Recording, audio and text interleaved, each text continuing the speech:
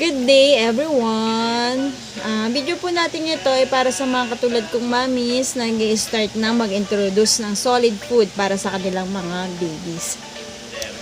Ang 5 pagkain na bawal ipakain sa mga bata na wala pang 1 taong gulang.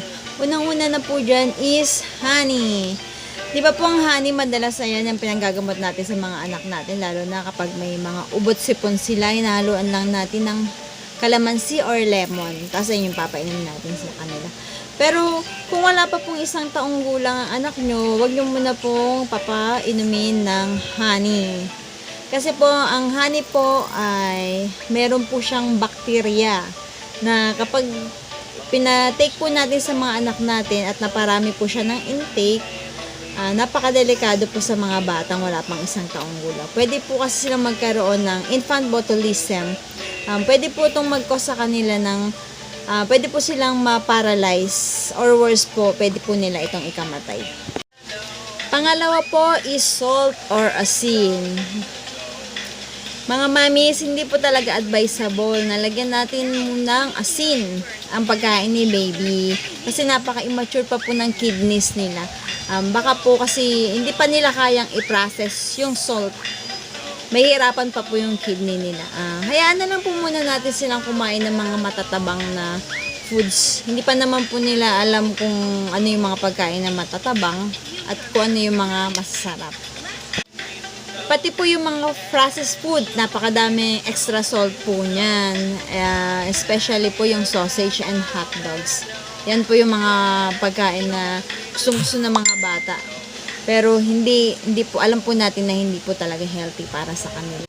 Kaya hanggat maaari po, mga gulay-gulay lang po muna na nilaga or in-steam nung wala pang timplang ipapakain natin sa mga anak natin.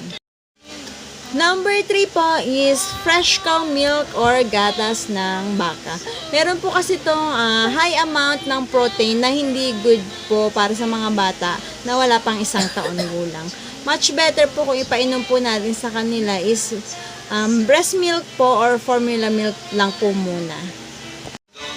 Number 4 po is liver food. Kung hanggat maaari po, wag muna po natin silang papakainin na may mga liver. Kasi meron po itong mataas na vitamin A na pwede pong makasira sa kanilang mga liver. Lalo na kung wala pa po silang 1 taong gulang. For example po, magluluto po tayo ng menudo. Bago po natin lagyan ng liver or asin, hiwalay na po natin yung pagkain ng mga babies natin. Mas okay na wala munang lasa yung ipapakain natin sa kanila. Number 5 po is sugar o asukal. Hindi lang po masisira mga ngipin nila, but also this will give too much energy but low nutrients po sa kanila. Kaya po, hindi po talaga healthy para sa mga babies natin. Katulad po ng mga chocolate, candies, cake, juice, wag po muna hanggat maaari. Kasi once po na nakatikim po sila ng mga matatamis, hanap-hanapin po nila yan. Yun lang po mga mamis. Paalala lang po, hindi po ako expert. Yung sinabi ko po is based lang po yan sa mga napapanood ko, sa mga nababasa ko. Nasa sa inyo pa rin po kung gusto nyo sundin.